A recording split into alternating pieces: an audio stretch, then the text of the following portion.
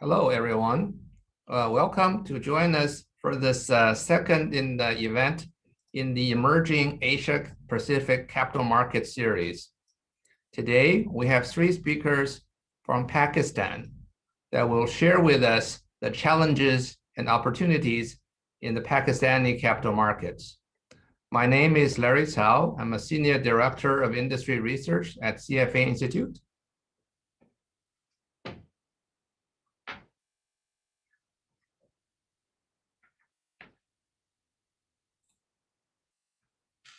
I'll go through some of the housekeeping items before we begin. Today's webinar is scheduled for 60 minutes, including Q&A. All participants are muted throughout the webinar. We welcome comments via the chat button and questions via the Q&A button on your screen. So we would actually we would encourage you to send the questions in as you get them, as you hear the presentation. When you have questions, do send them in. The webinar will be recorded and be made available to view soon after the presentation concludes today. The main presentation will be uploaded onto the CFA Institute ARX website.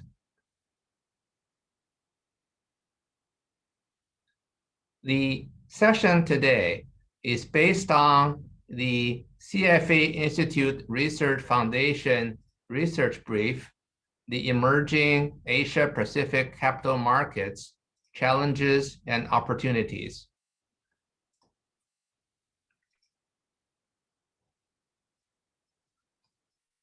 This brief is published by CFA Institute Research Foundation, edited by myself and Luis Garcia-Fido, CFA and CIPM. So this is a link that you can download the report from. The report is now online on the CFA Institute website. And this is what the webpage looks like. And this is me and Luis, just so that you get to know us a little better. This particular report is the third in an emerging capital market series published by the CFA Institute Research Foundation. The first one was Latin American local capital markets, and the second one was African capital markets, challenges and opportunities. Both are also available on the CFA Institute website under the Research Foundation.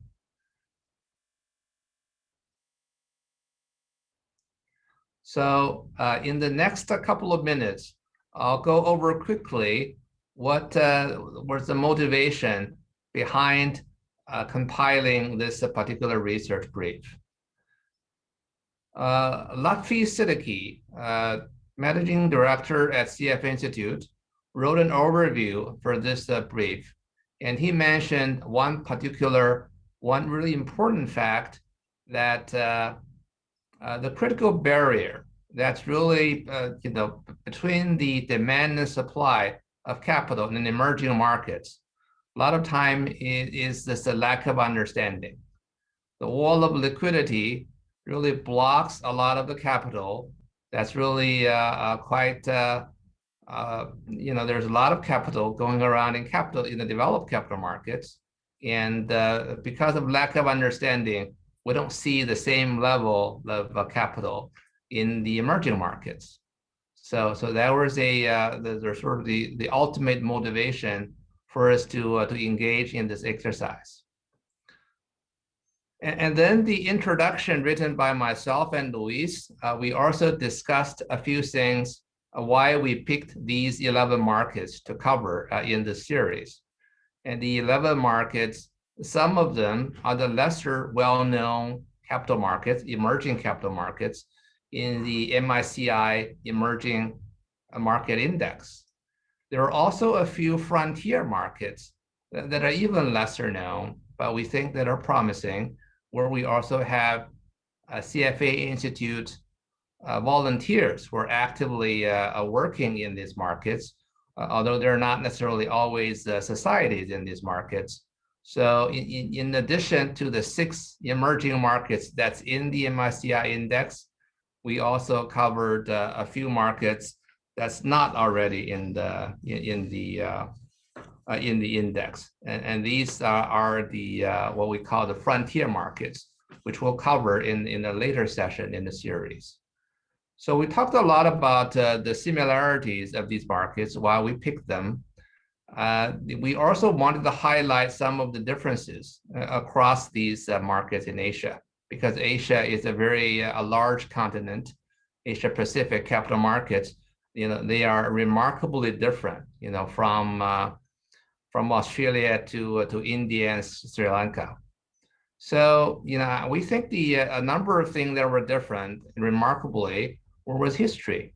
Some of those had very long history, dating back to the having exchanges in the colonial times.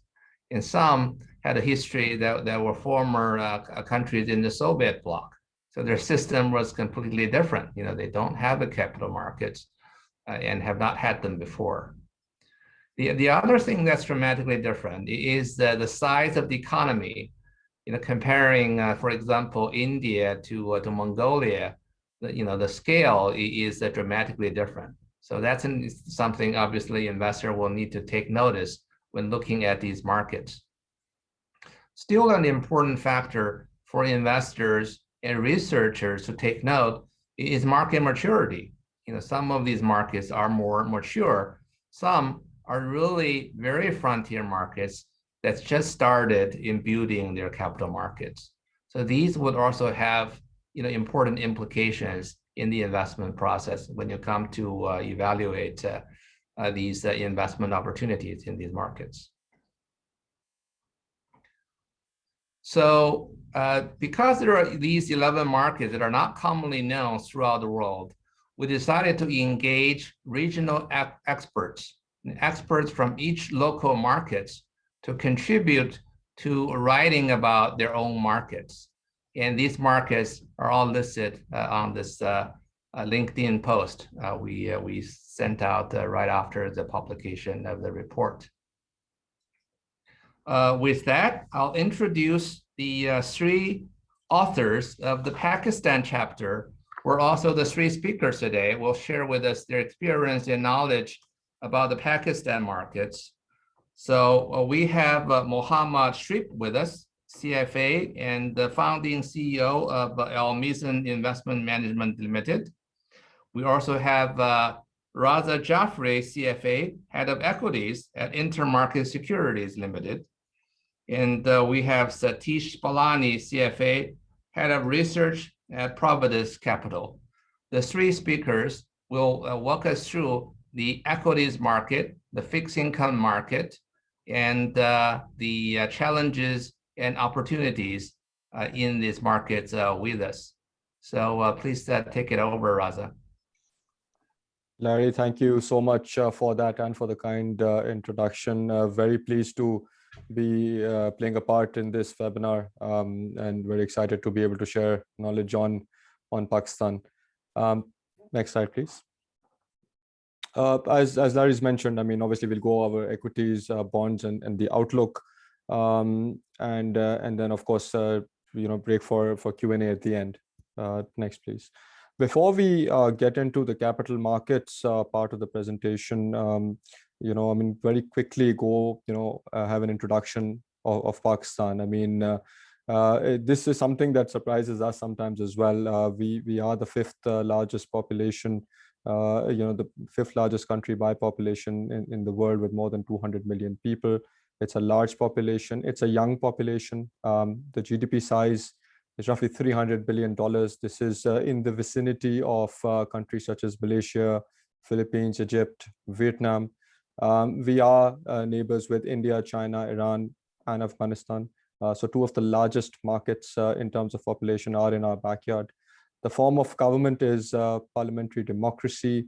Our laws are a derivative of British common law, as Larry, of course, mentioned, that a lot of capital markets in this part of the world will take their cues from the history that they've had, particularly British rule over the subcontinent. And that is why the official language, of course, includes English as well. In terms of major exports and imports, we are a major textile exporter, and we are a major petroleum importer. The last 5 years, GDP growth has been below par on a combination of, I suppose, energy deficiency, but a lot of those issues have been resolved, and the outlook for GDP growth is much better compared to the previous 5. So that's just a quick introduction for you on this country before we head into equities.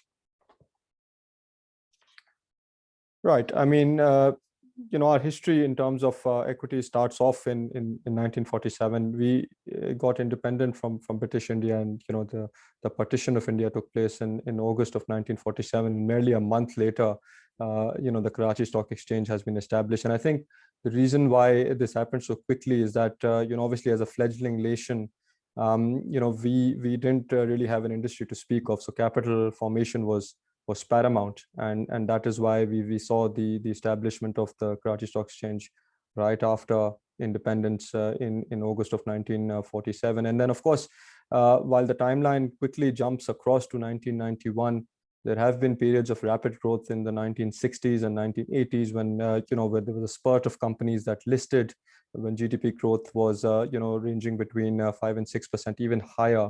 And I think the two common elements in those two periods, the 60s and the 80s, were stable governments and of course, a push or a drive on private enterprise. So I think that's something that when we were looking at this project, this is something that struck us, that the importance of I suppose political stability and private enterprise, and how that reflected in the numbers in those years.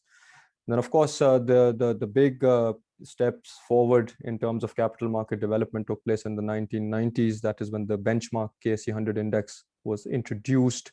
In the 1990s, also saw the establishment of the Central Depository Company of Pakistan. All of this, bear in mind, took place with the assistance of various multilateral agencies such as the IFC. And of course, the establishment of the CDC in 1997 paved the way for electronic trading, which commenced in the early 2000s with the CAT system being launched. Closer to now, I suppose, in the last 5 or 6 years, what's been happening is that the exchanges have demutualized. So they've moved away from a broker-owned model. We had 3 stock exchanges in the middle. There was the Karachi Stock Exchange, the Lahore Stock Exchange, and the Islamabad Stock Exchange. All 3 were merged recently and then acquired by a consortium led by Chinese exchanges who now have a 40% stake and management control.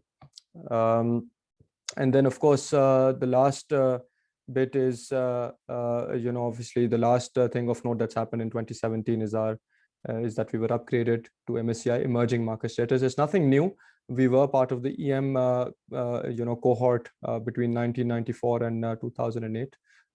Then we were, in the frontier status, and then from 2017 onwards, we are back formally as an emerging market. Next slide, please. Very quickly, we are a market which is roughly $50 billion in market capitalization terms. As I speak, it's slightly more than $50 billion. The equity market capitalization is 18% of GDP. The average has been 22-23% in the last 10-15 years. At peak, we've been more than 45%. So going by the average and going by the peak, we are a cheap market. In the last 12 months or so, we've traded 302 million shares on average on a daily basis. In dollar terms, if you include futures as well, that's roughly $175 million. So we're a fairly decently liquid market compared to a lot of the other markets in the region. And we have more than 530 listed companies. We are an investment market, as I spoke about. I mean, $175 million in FY21. If you exclude futures, it's still more than $120 million. It's fairly liquid. There are nearly 100 stocks that if you say that $100 million is the minimum market cap for stocks to be investable, and we have roughly 100 stocks that fill that criteria. More than 11 or 12 stocks have a market capitalization of more than $1 billion, and it's across multiple sectors, whether it's energy, food, banks, technology, materials. We also have a lot of multinationals listed. You can see on the screen the likes of Unilever, Abbott, Shell, Standard Chartered. So a good, healthy mix of multinationals and local companies. Next, please. As I briefly mentioned at the start, the benchmark index in Pakistan is the KSE 100. The base value, they started in November 1991 with a base value of 1,000 points. Today, we're at roughly 48,000 points. And this index, of course, represents the 100 largest companies in Pakistan. Of course, there is some consideration made for sector representation as well. The other indices in the conventional space include the KSE 30 and the KSE All Share, but the KSE 100 is the benchmark. And then in the Islamic space, it's more recent, but growing very quickly. So the KMI 30 index, represents the 30 largest Sharia compliant companies. And this is an important area because, of course, 95% of the population, even more, is Muslim. And I think the importance can be gauged by the fact that the largest private sector mutual fund in Pakistan is a pure Islamic fund. So that tells you that how important this is. So just to recap, the KSE 100 is the benchmark index for Pakistan, and then of course within Islamic is the KMI 30. The KSE 100 is a free float weighted index. As you can see on the screen, it doesn't really make too much of a difference in terms of sector weights. The only sector where it makes a little bit of a difference is consumer staples. So we have large multinationals, but some of these aren't very liquid. So when you look at it from a free float perspective, then the consumer staple space isn't all that liquid, but materials, energy, banks, technology now, all very liquid and investable. Next, please. Again, very quickly, a recap. These are some of the things that I think when we speak to investors, when we speak to people new to markets, that strike us. We've discussed how Pakistan is a large market. It's got a large population. It's got a decent GDP size. The returns in this market have also been fairly decent. So this century, the last 20 odd years, the average return per annum in local currency terms is 18%. Even if you adjust for currency depreciation in dollar terms, the returns over the last 20 years have been a very healthy 12% per annum.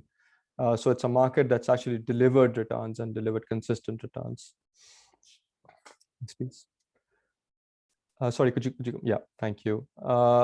Very quickly now, in terms of valuations, I mentioned at the start that in market cap to GDP terms, we are at 17 or 18%. As you can see, that is lower than average. This is corroborated by the price to earnings ratio as well. Historically, we have fluctuated between 6 times forward earnings and 12 times forward earnings in general, and we are at the lower end of the curve as we speak. So it's roughly 6 times on forward earnings, significantly lower than the long-term average of about 9 times. So it's a large, there's a large discount to the average valuation as we speak. Next, please. We are a cheap market. We are a market that offers quick, robust corporate profitability as well. And I think this is where our large population comes into play. 5th largest in the world, very strong domestic demand that is resilient. Obviously, we were not completely immune from whatever happens globally, but what we can say is that, of course, this domestic demand is there year in, year out, which is why you will see that declining years for corporate profitability are rare. And for the KSE 100 companies, the 10-year profit CAGR, or the annual average return, is more than 15%, roughly 15 or 16%, which is quite healthy. And I think something that corroborates what I was talking about, the resilience that corporate profitability depicts in Pakistan, is the fact that they've done phenomenally well during the current times, which are of course affected by COVID. So corporate profits have done phenomenally well, both in terms of the domestic demand as well as the margins. They've led to record high profitability in absolute net profit terms. We have never had it better. Next, please. Liquidity, very quickly, we have discussed that it's an investable market. There are, you can pick and choose the stocks that you want to invest in. Maybe in comparable markets, you might be constrained by liquidity, and you would have to go for, look at liquidity first and then go for the sectors or stocks that you like. In Pakistan, by and large, you can pick and choose the sectors and stocks that you like, and liquidity will be supportive. So it's not as if liquidity will be a constraint. Last year was good. The good thing is it's come on the back of fairly limited leverage. So it is possible that this high liquidity persists. I suppose this is something that is probably mirrored by other markets as well, but the turnover is dominated by individuals. It will probably continue to be dominated by individuals in the near future. The good thing, or at least one thing that I've picked up on, is how some of these large individuals or high net worths are becoming more institutionalized. I mean, they're transitioning into family offices, and I think that's a good thing as far as this market is concerned. And finally, I mean, obviously, before I wrap up the equities portion and hand over to Sateesh for bonds, in terms of foreign investors, they have been active in Pakistan since the 1990s. More than 6% of the entire market capitalization is owned by foreign investors. In terms of free float, that is a very healthy 25%. There are no foreign ownership limits in place, which might be the case in other markets. In terms of tax treatment, it is exactly the same treatment as domestic investors. Free and full repatriation is allowed.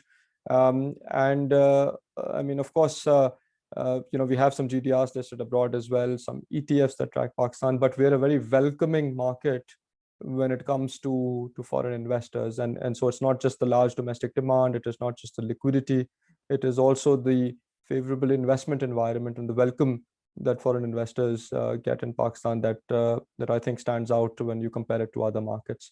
So that's a wrap from my end on equities. And then now I suppose we can move to bonds. Thank you. Thank you, Raza, for handing it over. Just a brief thing on the bond market. Just key statistics on the bond market. It's a very large market. It's $114 billion debt market capitalization. So the debt to GDP of domestic debt market to GDP is 45%. So and it's a fairly liquid market, roughly $1 billion traded on a daily basis. And we have a decent number of corporate issuers, but because banks lending dominates the corporate borrowing part, so we have limited corporate TFCs or corporate bonds, but still a decent chunk of corporate issuers in Pakistan. Next slide, please. So if we analyze, most of the public debt is also traded. So Pakistan has a decent chunk in external debt, 30% roughly is external debt, and remaining debt growth is generally been driven, as percent of GDP has been dominated by public debt.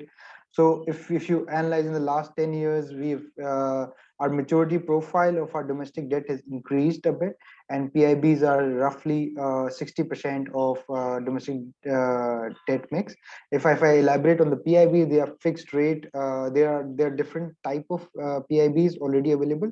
2 years back, we saw launch of floater long-term bonds as well, with 6 monthly repricing. So those are also part of this, which attracted a lot of flows into the domestic debt market from local investors only. It was quite welcome.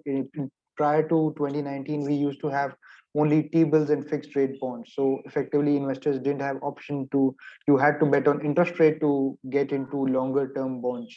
So having floaters has helped the domestic debt market depth in terms of depth and in terms of available options for investors, be it banks, insurance, and other institutions. Institutional depth is also just a brief on the institutional depth of bond market. Here only I would like to add, we have a decent amount of insurance companies investing in PIBs, and a lot of pension funds, domestic, are also primarily dominated by their portfolios are primarily dominated by debt instruments only. Next, please. Here's just a brief history of how domestic debt trading is increased over time.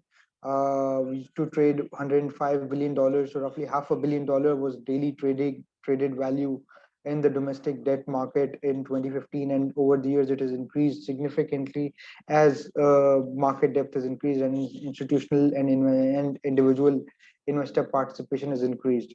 So if you analyze on PKR terms also, it's a decent chunk.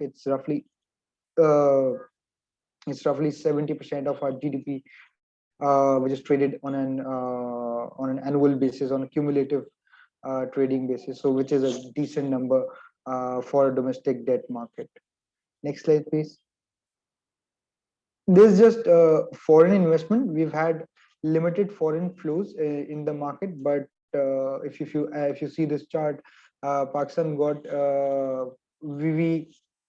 we got foreign flows into domestic currency dominated bonds in until February 2020, and after pandemic most investors pulled out.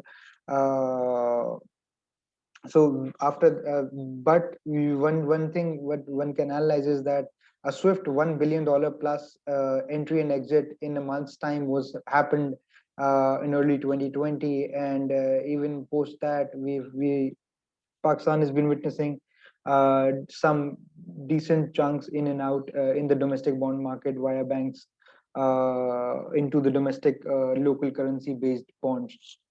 One thing also is that there is low execution risk when you have more foreign flows, because during the pandemic time, Pakistan currency did not during the complete pandemic, Pakistan's currency was best performing in the initial 1 year time where Pakistan witnessed these bond outflows. So not a major problem. Current participation is obviously low. Pakistan is mostly next slide, please. So if we connect it to this slide, so our most of external debt issuance also has capital market participation. We are a regular issuer of international for foreign currency debt in the bond market across internationally. We started the journey in 2005, and after that we have been having decent amount of issues every year. Even in recent time, we had $7 billion issued within this calendar year. First issue was $6.3 billion were raised in early March, and now recently, last month only, we raised $1 billion additional.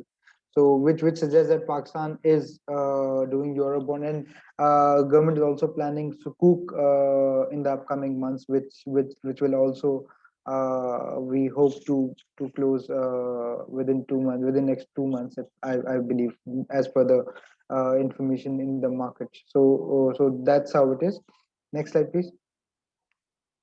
Here's just a brief summary of corporate debt. Pakistan's private sector credit is limited.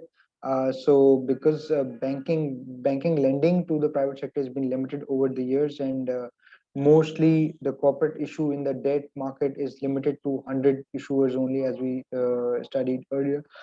But the good part is that the market is dominated primarily by sukuk, so which also suggests that as Raza mentioned, that our domestic investors are more skewed towards because 97% of Pakistan's population is Muslim, so our domestic investors are focused more towards sukuk. So there is ample liquidity available with Islamic institutions who prefer corporate instruments for investment. So next slide, please. I think that's all about from my side. Now I would like to hand it over to Shoaib Saab for suggesting on overall capital market challenges, opportunities, and how way forward. Thank you. Thank you, Sateesh.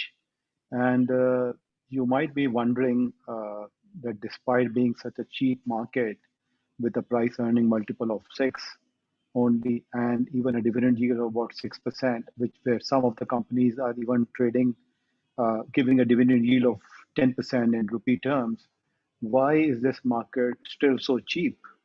And one of the international investors, Tundra founder CIO, has very beautifully put it in a context as to why this market is so much ignored and cheap. And there are two important points that he has highlighted here. One is the perception arbitrage, and the second is the financial infrastructure. So this is in response to a question he was asked that how come you are so positive towards Pakistan? And first thing that he has highlighted is the financial infrastructure. So Pakistani listed companies, they follow international accounting standards. The regulatory requirements are such that the disclosures are very, very strong and robust. There are quarterly financial statements. There are very frequent analyst briefings conducted by good listed companies, and there's a mandatory code of corporate governance. So all these factors, and certainly as Raza earlier mentioned about demat market, where trading is, I would say, in a dematerialized manner and it's online trading available. So there's a lot of infrastructure-wise, the market is very, very robust and strong. And that is why he likes the market. The second thing is the perception arbitrage. And again, he has very beautifully put it, the comment of one of the local entrepreneurs that as far as Pakistan is concerned, 95% of what is written about Pakistan is about the 5% negatives it has. So this is certainly one of the reasons that this is one of the most ignored market. And certainly being a fund manager myself in Pakistan for the last 30 years, I've seen that because of this ignorance factor about the market by both local and the international investors, market is not very efficient in terms of risk return profile. I personally find that the returns can be phenomenally high compared to the risk involved. And I think I would highlight that this is a good time to put your questions on the Q&A tab if you have any specific questions, because this is the last part of the presentation, which I will try to complete in the next 5 minutes or so, and then we will open the floor for question. But it's good to be on the priority list for the Q&A. It is good to post your questions right now. So next slide, please. And this is a very important slide, and you can see that the GDP growth is bouncing back. So the fiscal year 1920 were bad years for Pakistan economy. And if you also look at the one of the graphs that Raza earlier shared, which was the history of the performance of the KC 100 index, you would find that from 2008 to 2018, the market had a bull run for 10 years. And then we had a downturn of 2 years. And now we are again on a growth trajectory. And this upcycle is continuing despite the pandemic. So in terms of the business activity, I am very happy to report that in terms of the material sector, which is one of the important component of the sector, so cement, steel, all the construction related stocks, the sales of all those companies are at all-time high despite pandemic. In terms of oil sales, again, they are at all-time high. In terms of business activity, it's again at all-time high. In the last 15, 20 years, I have been in this market. And, and you can see also about the energy production here. You can also see about the law and order situation here on this slide, that we had a bad patch of terrorist incidents from fiscal year 10 to 13. They were on the on the upside, on the up and going up constantly. But since then, there is a lot of improvement in the law and order situation. And in fact, happy to report that the past president of the CF Institute, Paul Smith, he was here and he was very freely mingling with the people and meeting people just before the pandemic in end part of 2020. And he really enjoyed his stay here, and he was with his wife as well. So next slide, please. Now, what are the key driving factors that can move the needle and that can take this market to even higher returns and can lead to kind of further depth in the market? As mentioned by Raza, we have a very young population. So about 50% of the population is under 24 years of age. At the same time, we have a very small or under penetration by the retail investors. And that is a very unfortunate part for this market, that despite giving a return of 16 to 18% in rupee terms and 12% in dollar terms over the last 20 years, the number of investors is just barely less than 500,000. So there are about 270 to 280,000 investors in the direct equities market. There's another set of about roughly about 250,000 investors which are investing through mutual funds. So considering that a population is now 220 million people and 50% of the population are under 24 years of age, technology savvy population, about one third of the 167 million cell phone subscribers are actually using the 3G or 4G. So, and now with the automation, it is quite possible and quite likely that the number of investors will increase tremendously. And in fact, we have seen it from two perspectives very recently as far as mutual funds are concerned. One is that very recently, just about 6 months ago, mutual funds have been allowed to open digital accounts. And we have seen a tremendous interest from the younger segment of the population who have been opening their accounts with us. The other important area is the new facility, Roshan Digital Account, as it is called, which is for the overseas Pakistanis.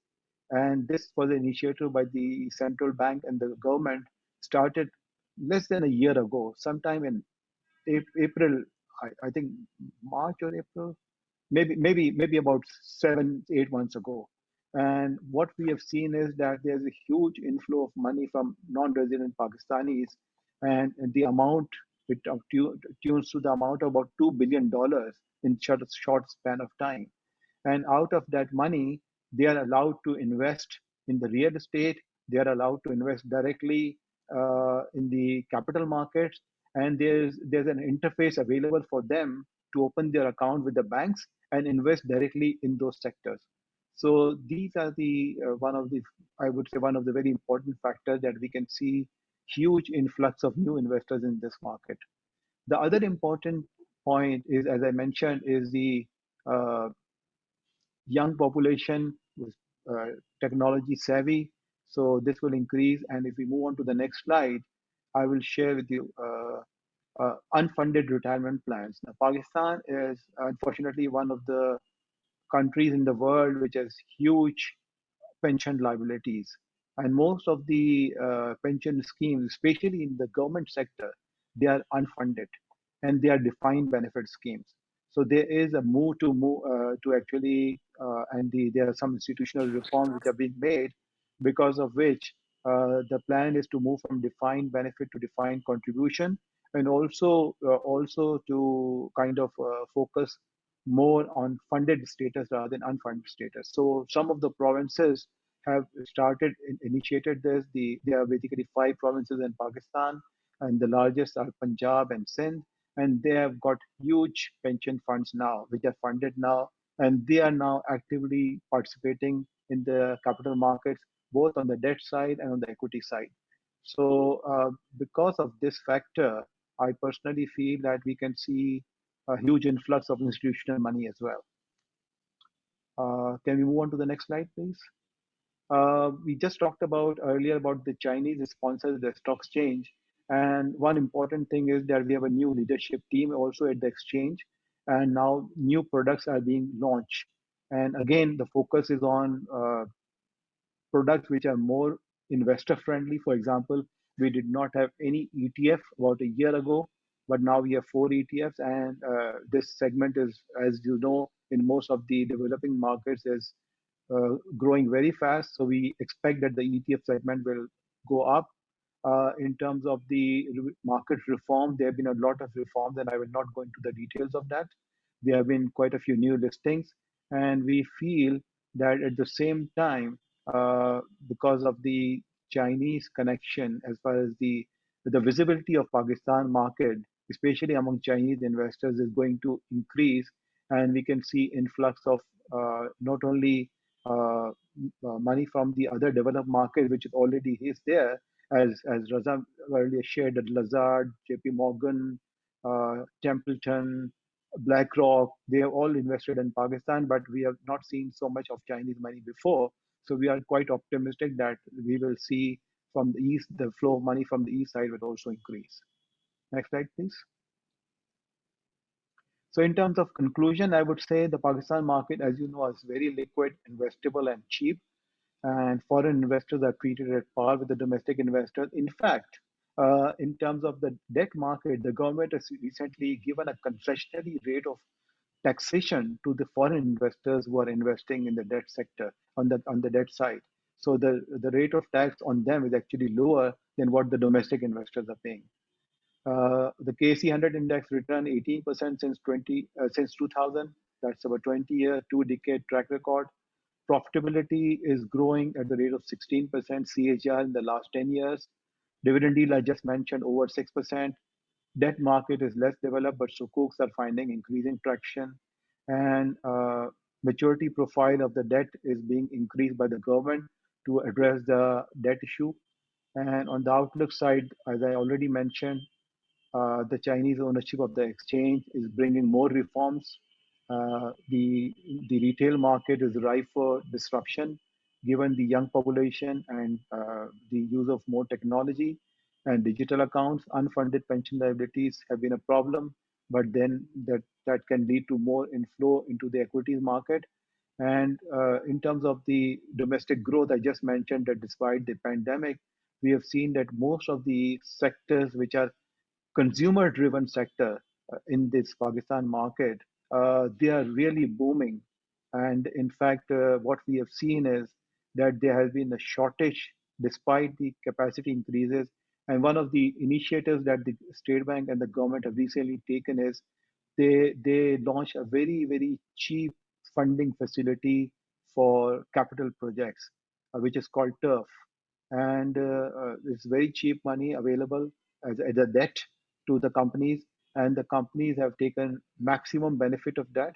And they are most of the companies, good companies, are going into expansion.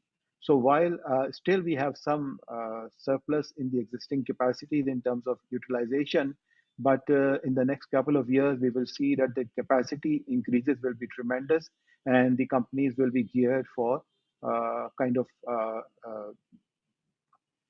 providing the necessary materials or necessary production to kind of to actually meet the increasing demand of the local population.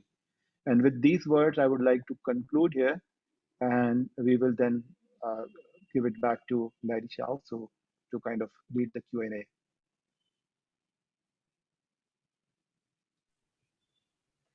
Thank you, Mohammad. Thank you all three of you. Actually, I think it's a wonderful presentation. Really fascinating market that a lot of people, a lot of investors around the world certainly don't know enough about. So wonderful presentation, and thank you for that. So we do have a number of questions that came in already. I have some other questions, but let's go with the audience's questions first.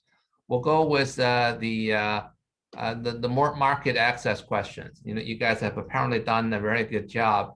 So people are already asking, what do you do? How do you get access to these markets? There is a question that asks, what investment avenues are available for Islamic money market and Islamic fixed income funds in Pakistan? Sateesh, may I start with you? Yes, sure. There are different asset management companies which are offering fixed income funds, and there are so through Roshan Digital, if you're coming from abroad, Roshan Digital account offers you to invest through Roshan Digital. So you open a bank account, and then accordingly which also gives you an option to invest into Sharia compliant mutual funds. And most of the large Shoaib Saab is CEO or is leading one of the largest asset management companies, which is only dealing in only Islamic funds. And there are others in asset management companies also where you can have a look at what money market funds are available. There's another source I would like to highlight. There's Mutual Fund Association of Pakistan, on which you can You can also see what is the status of returns, what are the AUMs of those AMCs, and they issue annual yearbook also. So one can have a look at it and maybe compare which brand they would want to go with, and which companies they want to invest in, which funds they want to explore actually. Great. Shivsab, please feel free to add if you think there's anything to be added in this. Yeah, great. Thank you. Another question asked about the ETFs. I think that's sort of a very a common way for passive foreign investors to get exposure to Pakistan is through ETFs. So there is a question about what segment is still underdeveloped in terms of options and size. Raza, would you like to take that one? Yes, Larry. I mean, thank you. Look, ETFs came through last year, and it's good to see product development happening at a time when of course we were going through the pandemic, and we've seen the various initiatives happen. I mean, obviously we are, for instance, still have upper and lower circuits, and those have been expanded despite the pandemic. Now, as far as product development is concerned, I think one of the slides that I spoke about or I went over mentioned that liquidity has increased despite the fact that there's been limited leverage, and so of course there is room for improvement there. We as of this point in time, we just have futures. We do not have other derivatives. We do not have options. So certainly, I mean, as capital market development accelerates, this is something, an area where we feel that there will be progress. And I think especially now under new management at the exchange and under new sponsors, especially the Chinese, we do expect that you will get product development that mirrors or mimics best in class that the world has to offer. So it's something that is probably an opportunity for us going forward. Thank you, Raza. If I may add here, in terms of ETF, the regulatory framework had not been very conducive until a year ago, and the team at the SEC in Pakistan really worked very hard to change the regulation. So because of this lack of proper regulation promoting ETF, we did not have any ETF in Pakistan until a year ago. But now the regulations have been amended and changed. So now I feel that we will see this segment on a growth trajectory. Thank you. Yeah, on that note, Mohammad, how have active equity managers fared versus the ETFs? So certainly, Larry, the history of ETF is very limited, so we can't kind of have a long-term comparison with the ETF. But if you talk about passive investing, and there are index funds also in the market, a couple of index funds, but then obviously the index is there as a benchmark. So if you compare at the long-term returns of the equity funds, they have been most of them have generally been able to generate alpha. And that is also one of the reasons, although I also run a fund which is an index fund. So my index fund is only, this index fund was launched about 10 years ago, but my active equity fund is 10 times, maybe 20 times bigger than the index fund. So, and the reason for that is that generally the fund managers have been able to generate alpha. And as I said, there are so many opportunities in this market that the foreign investors can also make a lot of money by active investing. Right. Maybe tell us a little bit more about people's approach to investing these days. You compared the market earlier in the presentation. You said there's low penetration in general among retail investors, but where do you see a growth potential? Do you think they will, is that direct investment in stocks that will pick up, or do you think the investments through mutual funds will pick up? Okay, that's a very good question. So while both the segments are growing, but now the mutual fund industry at a decent size, and they have got branch networks, they have got access, and now, as I mentioned, the population is getting more technology savvy. Smaller, the younger age population. So the recent trend in the last 2-3 years, what I've seen is that the growth in the number of new investors in mutual fund sector is at least twice as much the growth in terms of number of direct investors.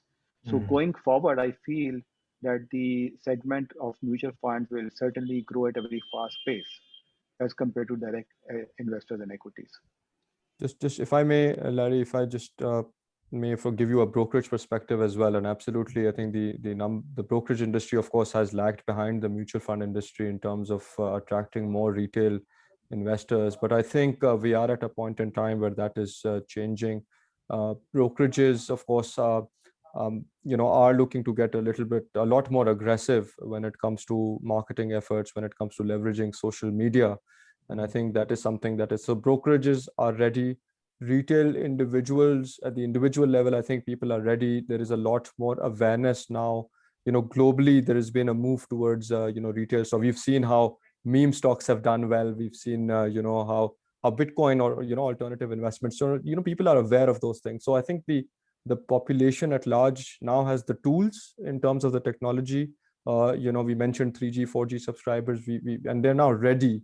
And I think the regulator now is also ready. We spoke about the Roshan digital account, or the fact that the digital journey is now really starting to come through for Pakistan. So from my perspective, the brokerages firms are ready, the consumers or the individuals are ready, and the regulators ready. And I think that's a very powerful combination for a step increase to take place in terms of retail investing going forward, whether it is through direct investment or through mutual funds. It's going to happen quickly now. Right. Wonderful. Larry, there's a very important question in the chat, so I would like to take that question, highlight that question, and that question is about the question is from Anurag Pandit, and it says, historically, has capital been restricted for foreign institutional money, or are there any restrictions on repatriation? I was just about to ask you that one, actually. Yeah. Okay, Raza, can you answer that question, please? Maybe the other one as well is the foreign investors' attitude in general to invest in Pakistan market today. Right. I will try to answer both. Look, there are no restrictions on capital repatriation. I think the authorities are very clear that private money, cannot, be stopped. I think the only episode I can think of would be about 10 or 12 years ago, where during the global financial crisis, there was a price freeze in the market, but we have learned our lesson. We saw several markets in this region maybe put price floors or put some controls during the pandemic. Pakistan, I am happy to tell you that did not for a single second shut down operations. So that is something to keep in mind. We have learned our lessons. And then, of course, from a foreign repatriation perspective, absolutely no restrictions in place. So that is something that must be kept in mind. Larry, you had another question. Sorry, it's about foreign investors' attitude towards Pakistan. Do you see that improving over time, or do you see hurdles for people to step up on their investment to Pakistan? Right. Look, I think, of course, in the last 3 or 4 years, we have seen some foreign outflow from Pakistan. I do not think it is a Pakistan-specific issue. I think it is an issue with our small weight in the emerging markets basket. It is, of course, in the developed world, we have seen the rise of passive investing over active investing, and then, of course, it is natural for those funds to gravitate towards the larger country weights or the larger stocks. So I think of course, we have been a victim of that, and I think that probably goes to for a lot of other markets that are our size.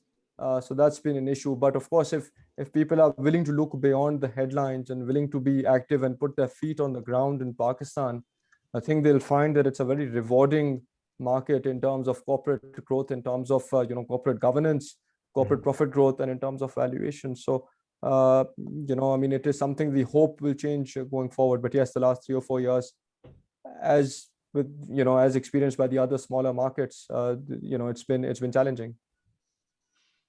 Mohammad and Sateesh, do you have anything to add? No, I think he summed up well. Okay, wonderful. From my side, nothing from my side. I think there is a macroeconomic question that also is very interesting. Is how would you think about inflation and foreign exchange risk from a foreign investor's perspective? How is the macroeconomic situation in general, do you think, in the next in the coming year or so? Sateesh, you want to take this one? Yes, sure. I think next 1 year at least, next 2 years, in fact, we see things at least remain stable, because the government has been able to pull off decent external debt issues.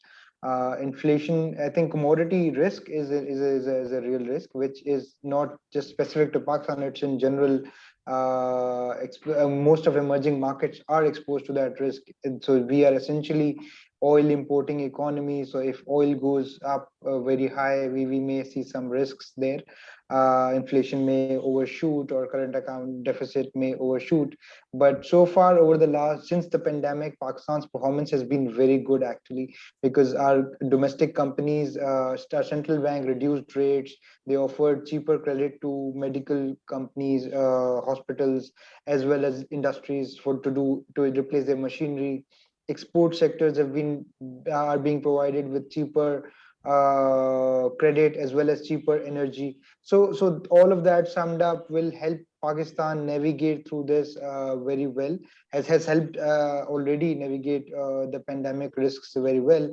And I feel which limit any macroeconomic disaster from happening in the near future, at least. This is just a brief thing how I could think of. Shweb, would you like to add anything to this? Yeah, so in terms of the macroeconomic outlook, and that will probably alter to address one of the other questions in the chat as well about the economic situation in the past 3 years has not been very good.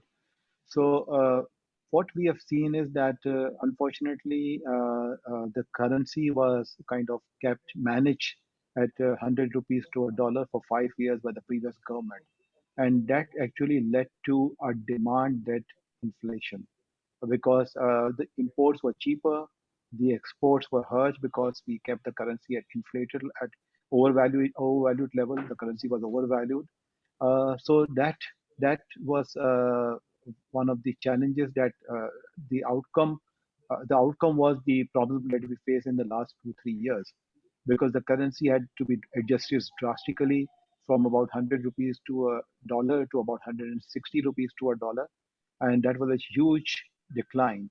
But if you look at the long-term trend of the inflation differential and the currency adjustment, as Raza also mentioned in one of the slides, that it is 6% depreciation against the US dollar. So when you are as an international investor, I always urge my clients to build in that 6% depreciation of currency in their expected return.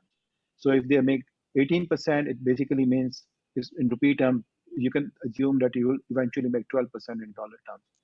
Now, all these, as far as the outlook for the future is concerned, for the next 2 to 5 years, all these economic issues that we had confronted because of the overvalued currency between 2013 to 2018 have been taken care of from 2018 to 2021 under the new government. And now, as I mentioned in the chat as well, to answer one of the question was that the now currency is freely floated, and the central bank has been very proactive in that respect. Also, the reserves had declined.